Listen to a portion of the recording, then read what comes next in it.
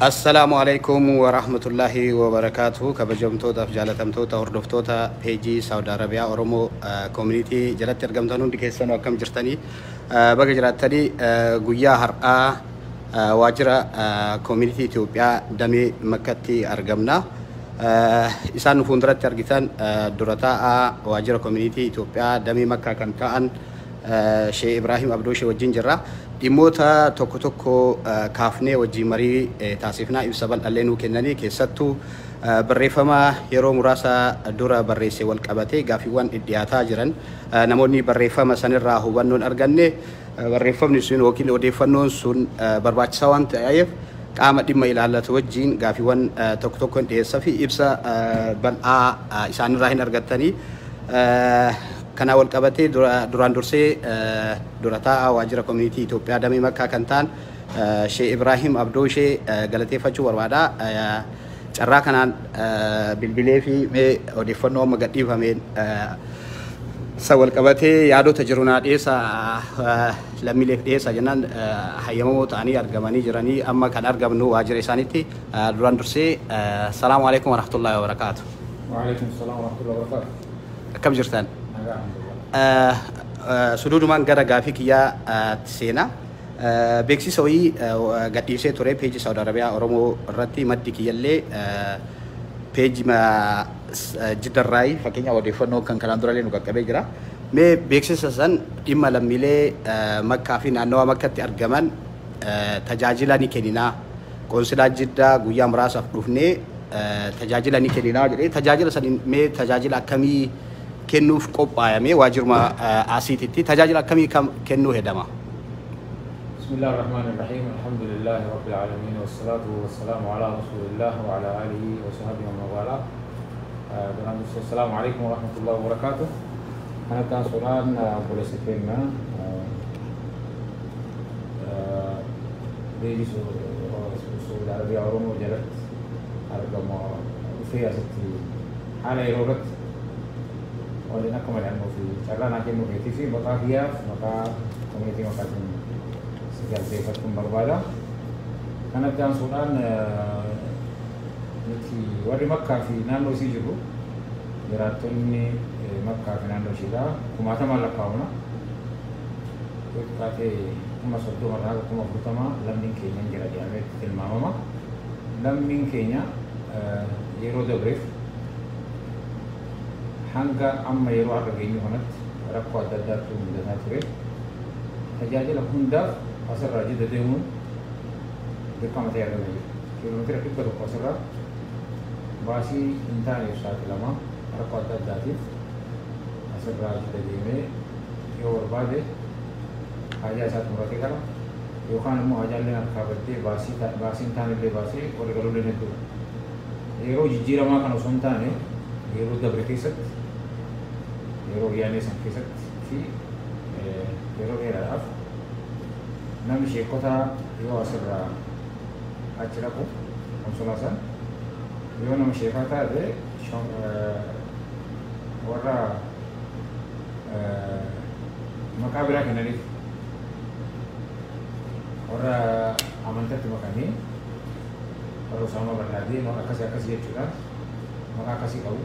Yoo qeerroo fi qarree ta'e immoo sagalee jedhamaa jira. Yoo qeerroo fi qarree ta'e abaa warra shanidha. Maqaa akkasii qabnaa turre maqaa sana Rabbiin irraa fuudhee sheekaallee ka hojjetee bulullee hundi isaanii har'a yeroo ammaa kana alhamdulillah gatii guddaan itti kafalamee waajjirri Makkaa fi naannoo isheetti ka maqaa biyyattiidhaatiin moggaafame koree community Makkaa yookaan waajjira buufata community Makkaa fi naannoo ishee jechuudhaan waajjirri kun hojii isaa eegalee waggaa 4 keessa jira. Haa ta'u malee waggaa 4 kana dalagaa turree fi uummata keenya haara baafachiisuuf akka barbaannetti illee deemuu waan niyyaan keenya gaafa waajjirri kun asitti dhaabbatu uummanni keenya akka rakkanneedha. Maaliif tajaajila namni biraa argatu warri Madiinaa argatan warri Jiizaan argatan warri Xaayif argatan warri Makkaafis asitti haa argatu waan jiru bakka ta'e alhamdulillah Rabbi nu qarqaaree yeroo har'aa kana bakka yaadne san geennee jirra. وهم دول فارون كربي كنا الحمد لله رب العالمين ربي ويا النجاح من يادك إن نجاح جل كباسني بكيان سنين نقول أما اللي كبر لنا هاي دويرة كانت يعني سؤال konsulaa Jiddaa kabajamoo ambaasaadda Mulugeetaa Kaliil ka amma haaree kana mudamanii dhufanii fi dippiloomaatota warra waajjira kana akkamitti gadi dhaabna wajjin halkanii guyyaa tattaafachaa turan hunda isaaniitu galata maqaa kiyyaa fi maqaa koomunitii makkaatiin galata galchuutu barbaada. Ambaasaadda Mulugeetaa Kaliil eega dhufanii guyyaa 20 biraan dabrinee yeroo san keessatti rakkoo warra akka hubatanii konsulaan kana seera qabeessa waajjira gara haajaa dhimma alaatti nu barreessanii waajjirri haajaa dhimma alaa Suudiidhaas qaama dhimma ilaalu nu barreessee seera qabeessaan akka uummanni keenya uummanni Makkaaf naannoo isii jiru guyyaa 3 fi 4 guyyaa kamiisa irraa qabee haa guyyaa Uudiitti akka tajaajila argatan asumatti waan silaa Jiddatti argatan hunda akkasitti argataniif carraa kan argannee jirra baga gammanne baga gammaddan jechuudha. Maashaallah baga wajjumaan gammanne yoomal kamisa Seepteembar 22 jechuudha. Kamisa Jimaataa fi yooma Sabtii jechuudha. Guyyaa sadii tajaajilli kun fa'amee maal fa'a? Tajaajila kanaan dura community Makkaatti hin argamin dabalatamoo kanaan dura tajaajila community Makkaa kennaa turtanii akkuma isin ibsitanitti jechuudha bakka bu'oonni qoonsilaa Jiddaa achirraa dhufanii tajaajila kana nuu kennan. Mee tajaajiloota sanniin gaggabaabumaan mee maal fa'a? Uummanni keenya nu hubatu barbaachisu iddoon mootummaan eegama mootummaan nu hayyameeti. Hayyama mootummallee qabaa jechuudha. Asirratti illee lammiilee wanti quba qabuu qabaatan hayyama qabaa gaaraantii illee qaba jechuudha. Mootummaan Suudii akka uummata keenyaaf tajaajila kenninu konsulaan keenya gaafannaan nu hayyamee asitti mootummaan beekee mootummaa Saawudii jechuudha. Mootummaa Saawudii dippiloomaatotaaf eegduu godhee karaa bilisa ta'een sodaa tokko malee tajaajilamnaa jechuudha barbaada. Tajaajila tokko. Kun yeroo duraatiif. Maashaallah mabruuk baga gammaddanii haga wanta ana asmaan isaan galateeffachuu barbaadu obbo Ibrahim Abdooshee carraaqii guddaa godhan jechuudha. Masalan communitiin kun akka gad dhaabatu Makkaatti akka gad dhaabatu namni dura aantummaan namni irratti hojjetaa ture isaanii ammallee immoo tajaajilli kun akka argamu kan godhan isaanii maqaa keessaniin galateeffachuu barbaada. Mee tajaajila amma kennuuf deemtan kun maal fa'a? Egaa tokkoffaa konsulaatonni gara kanatti ramadaman nama 5 dhufa. Maashaallah. Nama maqaan isaanii kan mootummaa Suudii hayyama kennee fi akka dhufanii asitti tajaajila nu kennan nuuf hayyaman konsulaa Abdulbaasir Ifaatuun San, konsulaa Kabiir, konsulaa Maanii fi konsulaa Manfaa, Muktaar nama 5 isaanii kan dhufanii hayyamni isaanii irraa kennamee jechuudha. Hojiin isaanii hojii adda addaa kennu tajaajila adda addaa nu kennu. Tajaajila isaan kennan maa inni kama duraan achitti kennamaa ture. Inni arganu san asitti argamee jechuudha. Tokkoffaa tajaajilli kennamu akka uummanni keenya nu hubatuu qabu tokkoffaan baasaboorta haaromsuu. Kun nama iqaamaa qabullee ilaallata jechuudha. Namni baasaboorri jalaa dhumate kamiyyuu in haaromsa baaf. Baasaboorri ofii asitti haaromfatu. Asirratti waan dabalumaa inni namni ijoolleen isaanii umrii xiqqaa irraa gara guddaatti horsiite ishaaraa kennuun barbaachisaa waan ta'eef namni umriin isaanii waggaa 14 ijoollee waggaa 14 olii qabu ijoollee fidee asitti ishaaraa kennisiisuu qabu. Maaliif jennaan yoo ijoolleen umriin isaanii yeroo silaa barbaadan isaan bira ta'e ishaaraan goone biyyallee gahee deebi'a waan ta'eef ijoollee keessan fiddanii warri fakkeenyaaf nama ijoollee 10 qabu jira. Ijoollee sana keessaa kan umrii isaanii barbaachisa akka basmaa isinii godhan ishaaraa asumatti kennitan ijoollee keessan qabatanii akka dhuftan kuni tokko. Lammaffaa lisipaase horii galuu barbaadu. Lama fedhiin galuu barbaadu jechuudha. Fedhiin galuu barbaadu. Maashaallah maashaallah. Lisipaase isinii kennu.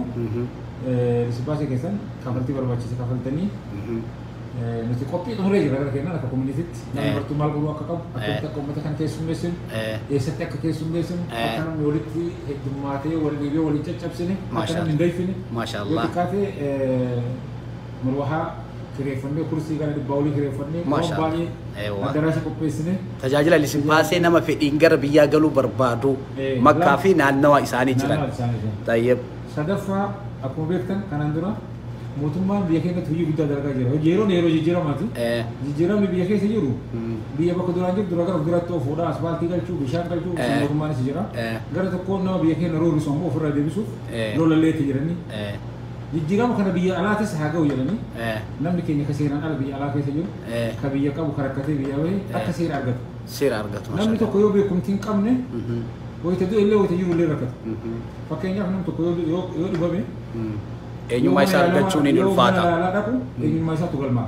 Yoo eenyummaan qabaanne garuu nama eenyummaan hin beekamu jedhanii achi kaayan yoo du'ellee akkasitti dhabamu. Namni hedduun talaajaa keessatti akkasitti dhokatee jira. Amma inni nama biyya keessaa bahi nama eenyummaa qabu. Waraqaa eenyummaa hin qabne jechuudha. Yookiin iqaama biyya kanaa hin qabne. Namni baharaan dhufe akkuma kanaan dura baatii 7-8 dura asitti waajjira keenyatti dhuftanii kennitan namni gara lamaan kennitu tokko warra kafiila jalaa badu. Kafiila jalaa badanii achuma dhiisanii baasoo warra biraa deeman. Sun nama 1715 mootummatti kennanii hanga ammaa deebisaa eeggachaa jira. Sunni dhufanii asitti kafaltii barbaachisaa kafalanii. Warri immoo eenyummaa qofaan biyya rawasaa biyya arganii fi Mungkin kalau bayar di rumah, kori itu kurang deh juga. Kori nama terbuka siapa? Konsulat ke sana malam ini, pakai nama itu kalau balik di balik agak pakai itu Ali ke itu kayak. Mudi follow gutu, nama sali harga cuci cuci. Nama sang amanggapan deh. Yo biaya ke dalam ni kita mesti apa kerana? Itu misalnya kagak kafal tidak berkurang. Kami sehari satu orang aja. Misalnya aku Ivan atau wanti kodi paspor tidak mau warga eenyummaa biyya kanaa kennu hoo jedhamu kun namoonni tokko tokko akka bitaa isaan hin galle sila iqaamaa kennuuf deemtan immoo paaspoortii maa already mootummaan Itoophiyaa wanti gochuu danda'u waraqaa eenyummaa kennu paaspoortii waa'ee paaspoortii kennu kan biyya kana kan ilaallatu mootummaa Suudiitii bakka jibbachaa jiru akka biyya keenyaatti lammii rakkatee biyyaa bahe ka bahaara kana kutee dhufu ka Yemeniin keessatti azaabu meeqa argee dhufu eegas ga'e immoo eenyummaan isaa beekamee carraa argametti akka fayyadamee lammii qulqulluu ta'u lammii eenyummaan isaa beekame akka ta'u akka rakkoof hin saaxilamu.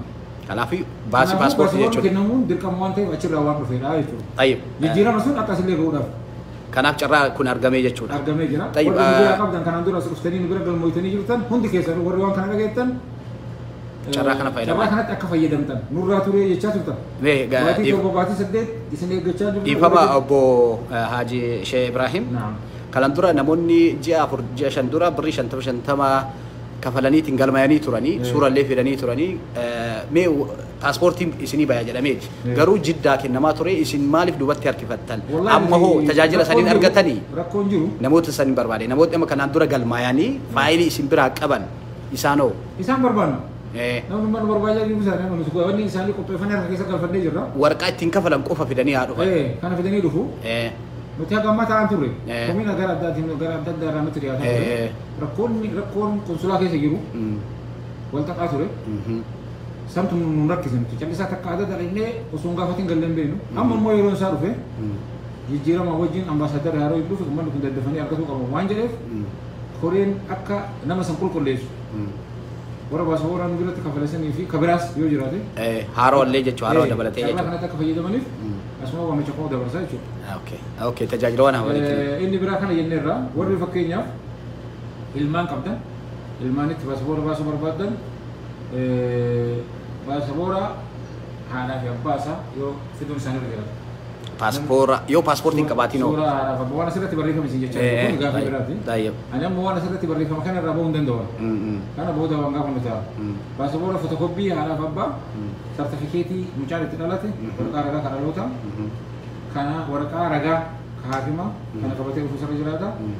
Kuri nama daa'ima paaspoortii baafachuu barbaadu jechuudha. Baasuun hin danda'ama jechuudha. Carraan kun yoo dhugaa dubbannu taate carraa yeroo baay'ee hawwinee uummanni keenya rakkoo keessaa akka bahu. Hawwaa ture rabbi fide waan ta'eef carraan kun namni Oromoo baay'eetti mammaakte keessuma baddee dhaabaaf nankomatiin namni ijoollee keessa taa'ee gabataa maal bira dhaabuu dhabdee jechuu hin danda'u. Yeroo kanatti fayyadamuu yoo baattaa dhufu komattanii jechuu ni barbaada. Inni biraa kana. Sadaffaan wukiilina bakka bu'ummaa nama kennu. Fakkeenyaaf qabeenya irratti waan adda addaa irratti bakka bu'ummaa namni kennu seera qabeessaan baasaboorta footokooppii fi footoo lama qabatee yoo dhufe nama biyyaa bakka bu'u sanillee suuraa isaa qabatu sana jiraata kunillee hin danda'ama jechuudha. Sana dhaal warri ammoo baharaan seene taa'ee warri mataa eenyummaa malee waan kan qabne kunis eenyummaa ofii qabatee suuraa qabatee ragaa eenyummaa qabaatee ka biyyatti manja fiqaate qabaatee kamana barumsallee haa ta'u. Namoonni bira ga'ee nuti akka itti gaafatu beeku. Yoo namni tokko arsii itayya hibi bakka kanatti jedhu nuyi taajee waluun beektaa namni jedhu nuyi. Sun akkasitti waan hiikamu ta'a jechuudha maaliif haalli isaa waa laaffisuudha. Uummanni keenya gara rakkoo irraa gara bal'inaatti akka garuu ragaa dhugaa dhiyeessuu qaba jechuudha. Ragaan kun ragaa dhugaa irratti hundaa'ee ta'uu qaba. إني برامو وري باسبور بيجي بافته مكان ساكتي عاشا أنت أمو مكان برين لما تبرتين تفري فاتي لا سميرة حياتين باي ألم باين أنا كم مكان طيب يوم مكان إنسان أشتي كذا درا باسبور بافتني فيه كاسيت تيار إنسان كذا كم كذا تهي ولا فلسة كم وانا أشتي إشارة وان بوفيت أنا كتلو في الجنة برو برباچسا وني information إنوفكن نمو information وقررت داي تو سر جراغا يتو ماشي رجع mana barumsa raga alota wana kasih sendiri itu sering jerata karena boda asumati isyarat kini kafalti sari tumurni hero bawa pakai namni enyuman kam nega enyuman tak kejauh karena tidak gamata wajib itu sari berbeda asrati أشارة لي أسمك إن نجيت أكا شميس اللي ديمون هنجرو جتشو أشارة باسبورات أشارة باسبورتي أسمك إن نجيت كابسون كقالين سا كبرات Garu pasporti. Mana aku kakabu? Nam tu koshara apa tu? Paspor kita dia aja nam. Paspor ki, aning kapan aja lah berdewas gitu. Isyarat ini tadi. Isyarat kan demi kabi jadi urusan boleh tilalu. Mari suyam bela kantan itu.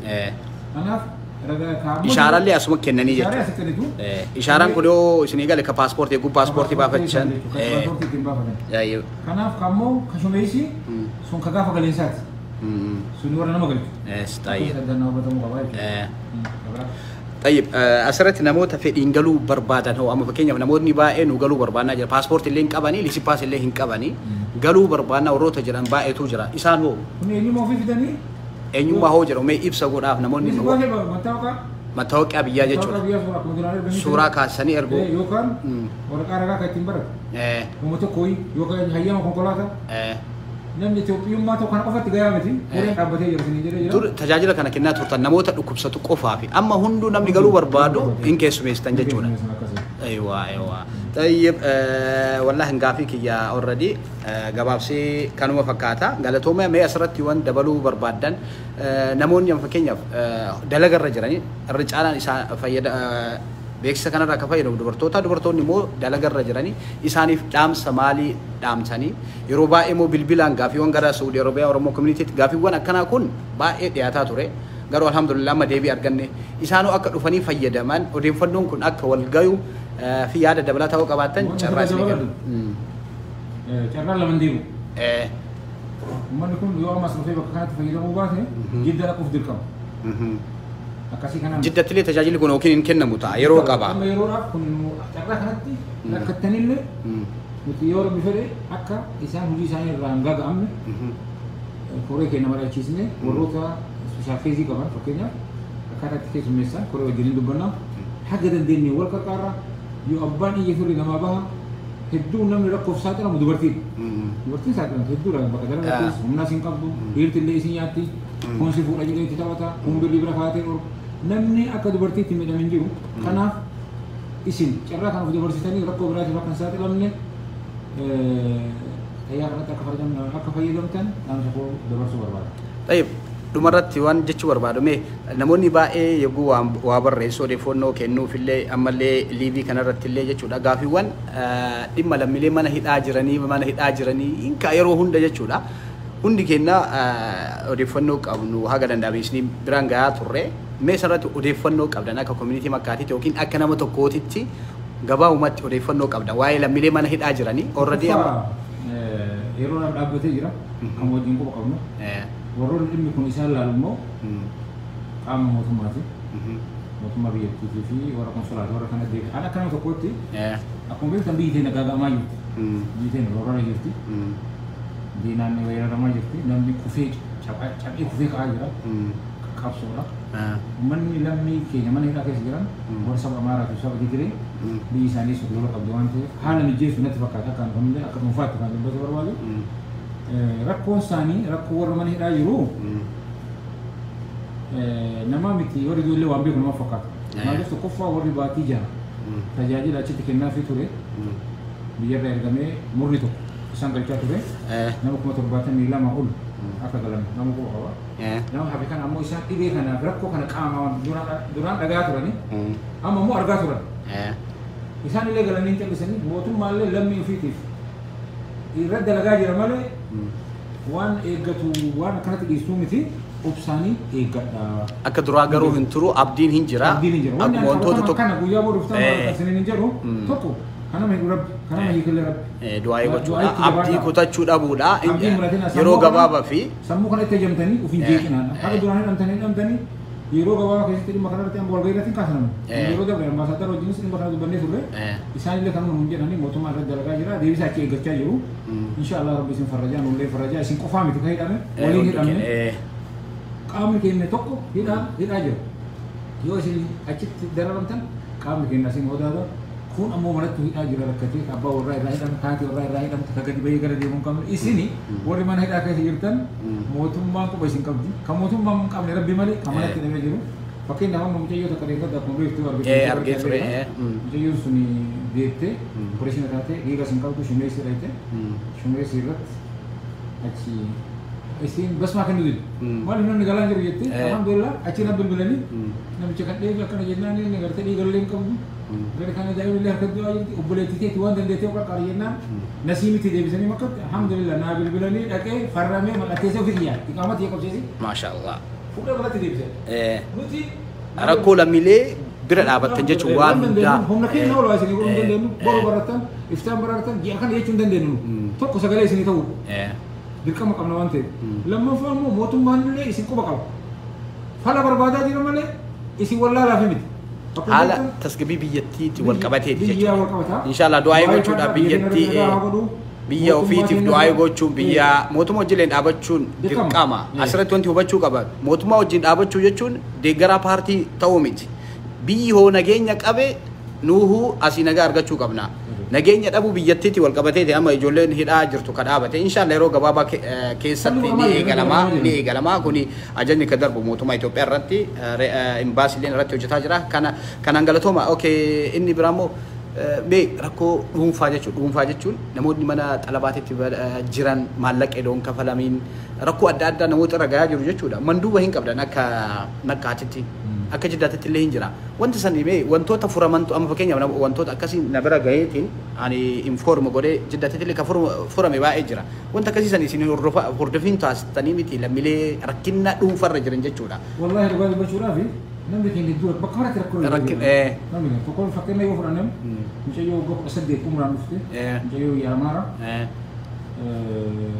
itti cufanii akkasuma ta'etti waggaa kudha saddeet mucaan eegisii dhalte isin achitti dhalate silkii dawwalee fi biyyatti silkii sanii abuna ambaasaadari kun dhufe jechuudha silkii sanii as bilbilatte achirraa nutti bilbilanii waggaa kudha saddeet amma namichi illee qabamne si illee qabamte silkuma sanii hin qabne edoon argamii jecha waggaa kudha sadii mucaa maasha rakkoon nama kennaa dhumateen haga keessa moo dandeessu miti haa ta'u immoo amma jijjiiramni dhufe kun ambaasaaddarri akka gaarii socho'aa jiru nuti ka dandeenyu fidale ka dadhabne immoo qaama dhimmi ilaaluun keenya yoomiyyuu taanaan lammii kennaaf nu galateeffatanii amma nu komatu kan mukata illee dhabamu namni rabbi nuun komatan dhiisi. Isin filannee isin fuuldura kenne ani kan filatamin peeji Saudi Arabiyaa koomimmaan asirra namni naa kafalee amma yeroo kana lammii fi adeeti an dalagaa iddoon dhaabeeti wallahi ibsa bal'aa akka argattaniif dhufe garuu namni nama komii nama jalaa bahuu hin danda'amu. Ati kuftee jirti amma yeroo naa bilbisu bakka dalagaa jirti. Saa shammaleen bahuu naan jirti. Ani illee immoo jidda deemu galgala walgahii qabna jidda nama deemu deemaa jira. Dhimmi kun yaachisaadha ummanni tasgabbaa'uu qaba ummanni waan tokko hubatuu qaba waan of birattis eeggatu maaliif qophii godhuu qaba yeroo naa kenna naan jirti. Kun dhuunfaa keenya uummata kanaaf. Sirriidha. وانت قول رب الرجال رب سيدنا الرجال نمني خير دلق من عمل صالحا فلنفسه ومن اساء فعليه نمني فرتو دلق ربوفي خبل ليس اللي هو ليس يا ربي سبكي نرى امتك نرى غلطا ايدين كسي غلطا يفتل هما سينغو سي غلطا يفتل كسي بلا يفتل سيما ديسا وان ما هو نما قبو قبان دبديا نو نمني قوم تسمو كنا وان قدام الحمد لله دمرتي اورفتوتا اوريدي اورومي فندغيني با اجرا سر اماري فلين جدا جراني ودي تكبراችሁ እዚ ፔጅ ስር የምትገኙት የምንገኘው ሳውዲ አረቢያ መካ የኮሚኒቲ ጽፋት ቤት ውስጥ ነው እሱም የሚቀጥለው ሐሙስ ማለት ነው ሴፕቴምበር 22 የጅዳ ቆንጽላ ጽፈት ቤት እዚህ መጥቶ የተለያዩ አገልግሎቶችን ለመስጠት ተዘጋጅቷል እሱን አገልግሎት አስመልክቶ መካ ኮሚኒቲ ዋና ጽፈት ቤት ውስጥ ነው የምንገኘው። እዚህ የተከበሩ ሀጂ ኢብራሂም አብዶሼ አሉ። እነሱ ውስጥ አንዳንድ የሚሰጠው አገልግሎት ላይ አንዳንድ አስተያየት እና አንዳንድ ማብራሪያ እንዲሰጡን ነው በአማርኛ ማለት ነው። ኦኬ ተፈደሉ። በመጀመሪያ ስለጋበዝከኝ በጣም አመሰግናለሁ። አሁን ያለንበት ደረጃ ሁሉም የምንመኘው ነው። ይሄን ነገር እንደ ሌላ ሀገር እንደ ጂዛን እንደ መዲና እንደ መካ አገልግሎት የመካሄድ መቼ እንደምናገኝ ስንጠብቅ የነበረው ነው። አላህ እንግዲህ በቁድራው ዛሬ አሁን ያመጣልን። በመጀመሪያ በኔ እና በመካ ኮሚኒቲ ስም ክቡር አምባሳደራችን ሙሉጌታ ከለሌና የዲፕሎማቶች በሙሉ ሊያመሰግን እወዳለሁ። ምክንያቱም 100 ኪሎ ሜትር ከዚህ መካ ርቀት ህዝባችን ከ30,000 እስከ 40,000 የሚገመት ህዝብ ነው መካና አካባቢዋ የሚኖሩት። አሁን ይሄ እድል በማግኘታችን በጣም ደስ ብሎኛል። በመጀመሪያ አላህ እናመሰግናለሁ። እስቲ ምን አይነት እድል ነው? ምን አይነት አገልግሎት ለመስጠት ነው? ድሮ ካልሰጣችሁት አገልግሎት የተለየ ነገር ነው ለመስጠት እዚህ አሁን የተዘጋጁት ምን አይነት አገልግሎት ነው አሁን ለመስጠት የተዘጋጁት? ባጭሩ ያው እንዳያችሁት ብዙ ፌስቡክ ላይ በብዙ ነገሮች ተለቀዋል። የምንሰጣቸው አገልግሎት ከዚህ በፊት ያልነበረ ነው። ፓስፖርት እድሳት እዚህ ተቀብለን ነው እዛ ጅዳ የምናሳድሰው። አሁን እዚህ መጥቶ ነው የፓስፖርት እድሳት ማለት ነው። አይዋ ፓስፖርት ላለው ሰው ነው። ኦኬ የሊስፓሴ አሰጣጥ እዚህ ነው የሚደረገው። ሊስፓሴ አሁን ሊስፓሴ ሲባል አዲስ ሊስፓሴ ነው የሚሰጠው። ለምሳሌ ከዚህ በፊት ሊስፓሴ ራሱ ወስዶ ጊዜ ያለፈባቸው ነበሩ። ስለዚህ አዲስ ነው የሚሰጠው ማለት ነው የሚሰጠው። ሶስተኛው ደግሞ ያው ውክልና ነው። ውክልና የሚፈልግ ሰው ሶስተኛ የጋብቻ ወረቀት ይሰጣል። ውክልና የጋብቻ ወረቀት ውክልና ሰነድ አልባ ለምሳሌ በባህር የገቡት ሰነድ አልባ ዜጎችን በፊት ዛሬ 3-5 ነው 6 ወር በፊት የተቀበልናቸው ፎቶኮፒ የሰጡናሉ። እነዛ ሰነድ አልባ ሰነድ እንዲያገኙ ይደረጋል ማለት ነው። طيب ሰነድ አልባን አሁን ሰነድ እንዲያገኙ ለማድረግ ምንድነው የሚያስፈልጋቸው? ምን ይዘው ይቅረቡ? መታወቂያ ነው ያለው ኢትዮጵያነታቸውን የሚገልጽ እዚህ ላይ ተቀምጧል። አሁን ላይ ተለቋል። አሁን ለምሳሌ እኛ እንደ ኮሚቴ ተቋቁሟል። ከኮንሱላም ጭምር እዚህ የተቋቋሙ ኮሚቴዎች አሉ። እነዛና እኛ እናጣራለን። ለምሳሌ አንዱ ወሎ ነኝ ካለ ወሎ የት ወልደያ የት የሚለውን እኛን የምናጣራው እዚህ ሙሉ መረጃ ያለው ሰው እዚህ ያለ ማለት ስለወሎ ስለዛ የተወለደበት አካባቢ ሁሉንም ያካተተ ኮሚቴ ተቋቋመ። በኮንሱላም አሉ ከኛ ጋር 5 ናቸው የሚመጡት። 5ቶቹም ለየዚራ ግማሽ ውክልና ግማሽ ወዲሳ ፓስፖርት ግማሽ ሊስፓሴ ሁሉ ነገር ዝግጅት አድርገናል። እንደመካ ኮሚኒቲ ማሻአላ አንድ ደግሞ ህጋዊ ነው። ሰው መፍራት የለበትም። ህጋዊ ፍቃድ አግኝቷል ማለት ነው። ማለት ይሄን አገልግሎት እንዲሰጥ በሳውዲ መንግስት ተፈቅዶልን ነው። ማሻአላ ሁሉ ነገር እንትን ያለ ነው። ይሄ የምንመኘውና የምንፈልገው እድል ነው። አላህ ያመጣልን እንዳያመልጣችሁ። እኛ ይሄ እንደማግኘት ብዙ ውጣ ውረድን ወርደን ዝም ብለን ነው ተዋርደን ተሳድበን ስንት ነገር ደርሶብን ነው ይሄ እድል እዚሁ መካ እንዲያገኙ የተደረገ ማለት ነው። ሌላ እንዲህ አይነት አገልግሎት ጂዛ ላይ ይሰጣል። መዲና ላይ ጣይፍ ላይ ነበር የሚሰጥ የነበረው። ግን 100 ኪሎ ሜትር ከዚህ የመካ ህዝብ እየተንከላታ ሄዶ የሚመጣበት ጊዜ ነበር። ግን አላህ ሱብሓነሁ ወተዓላ በቁድራው በፍቃዱ የመካ ኮሚኒቲ ጽፈት ቤት ይሄን የመሰለ ተፈቅዶ ይዝናል። ደግሞ አገልግሎትን እዚህ እንዲያገኝ ከወጪ ከተለያዩ ነገሮች እንዳይጉላላ ብለን ያው እየሰራን ያለንበት ሁኔታ ያለው ለሁሉም አላህ ምስጋና ይግባው ማለት ፈልጋለሁ። طيب አሁን በፍቃድ ወደ ሀገር ቤት መግባት የሚፈልጉ አሉ። ሰነድ አልባ ለምሳሌ ሰነድ አልባ የሚባሉት በባህርም ይምጡ ወይም እዚህ መጥተው ከጠለብ የጠፉት አሉ ወይም በኡምራም የመጡ አሉ። እነሱ ወደ ሀገር ቤት መግባት የሚፈልጉ ብዙዎች አሉ። እነሱስ አገልግሎት ያገኛሉ? መግባት ይችላሉ? ወደ ሀገር ቤት ላይ በአሁኑ ሰዓት ለውጥ አለ። ለውጡ አሁን ለምሳሌ ሀገር ውስጥ ያለው ለውጥ የሁሉ ነገር እየተቀየረ ነው ያለው። ነገር እየተሰራ ነው ወይ የመጣ ነው ባብራት ከለውጡ እኛም መቋደስ አለብን። እኛም ማግኘት አለብን። በአንድ ጎን ደግሞ ሀገር ሊያጠቃ የመጣውን ጥላት እየመለሰ ማሻአላ የሀገር ውጭ ከሀገር የጠፉትም ደግሞ ለዚህ ተጠቃሚ እንደሆኑ መንግስት ዜጋው ህጋዊ ለማድረግ ነው። ሰነድ አልባው ሰነድ እንዲያገኝ ማለት ነው። ለምሳሌ ማንነቱን ፓስፖርት የያዘ ሰው ሁለት አይነት ይጠቀማል። በዚህ አጋጣሚ የሆነ አዋጅ ቢመጣ በሳውዲ መንግስት ፓስፖርት አለው ተጠቃሚ ሊሆን ይችላል። ቢሞቱ እንኳን ህግ ምንም ሰነድ አልባ የሆነ ሰው እዛ ሆስፒታል ሲገባ መጅሁል ተብሎ ይመዘገባል። እሱ ማግኘት በጣም ይከብዳል። ያ እንዳይሆን ዜጎቻችን በትክክለኛ ኑሮ መኖር እንዲችሉና ህጋዊ እንደሆኑ ነው መንግስት ይሄን ነገር ያወጣው። ጥሩ ምደገፍ ሀሳብ ነውና እናንተ ይሄ ትልቅ እድል ነው እንዳያመልጣችሁ ለማለት ፈልጋለሁ።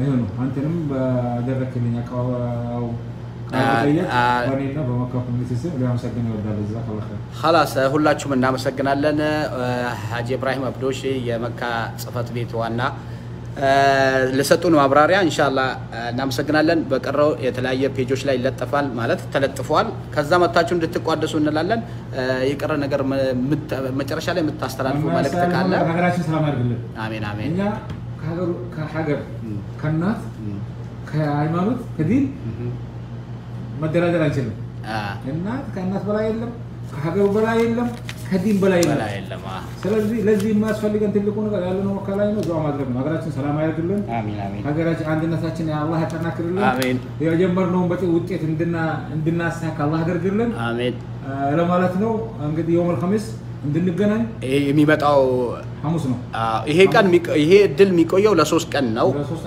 ለ3 ቀን ነው መታችሁ እንድትጠቀሙ ምናልባት ስራ ላይም ካላችሁ የተለያየ ርቀትም ላይ ካላችሁ መታችሁ መካና የመካ አካባቢ ያላችሁ ነው የሚመለከተው እንድትጠቀሙ እንላለን በዚህ አጋጣሚ ከዛ በኋላ ይሄ ነገር እናንተ ማስቀጠል አትችሉም ከዛ በኋላ ያለውን የምንጠይቀው ነው እሱ ገና ነው አሁን እንጨርስና ከዛ በኋላ ያለውን ደግሞ መፍትሄ እናፈላልጋለን ሰው በብዛት ካመጣ ያለውን እንጠይቀዋለን እስካሁን ድረስ ቃል ተገባልን ይሄንን ለዚህ ከ22 እስከ 24 ማለት ነው ለዚህ የመካና አካባቢ ህዝብ ተጠቃሚ እንዲሆኑ አደራ ለማለት ፈልጋለሁ ኦኬ ወደ ተከበራችሁ የሳውዲ አረቢያ ኦሮሞ ኮሚኒቲ እናመሰግናለን ከበጀምቶታ ጃለተምቶታ ሳውዲ አረቢያ ኮሚኒቲ ጀለት ያርገምታን ከኖ ኦፊስ ኢሳኒ አከነቲ ባሬቸኒ ጅራኒ asli kamera li qabani mashallah tajajil amma jedhame irra akka argamtani akka irra fayyadamtani isin beesu barbaade tajajil isaan kennam paaspoortii haaromsiisuudha paaspoortii haarolle kanaan dura asitti galmooftaniillee lisipaas illee nama gara biyyaa galuu barbaadullee kan hunda barreeffama isinii gabaasee ture alhamdulillah carraa kana argachuun kennanitti gammada namoonni baay'ee gaafii akkana gaafataa turtanii gaafii saniif deebii argamee jira yoomal kamisa sa'a lamaaf walakka akka Itoophiyaa yookiin akka biyya kana sa'a 8 walakka community makkaatitti argamu tajaajila san akka rafaidantan isin beeksisuu barbaada yoomal kamisa ranaare jimaata hoo tajaajilli sun ni kennama la jimaata san fakkeenyaaf kamsa 22 kamsaadha 23 jimaata sanoo guyyaa jumaa sanillee jechuudha salaamu alaykum warahmatullahi wabarakatuh ndikeessanu galatooma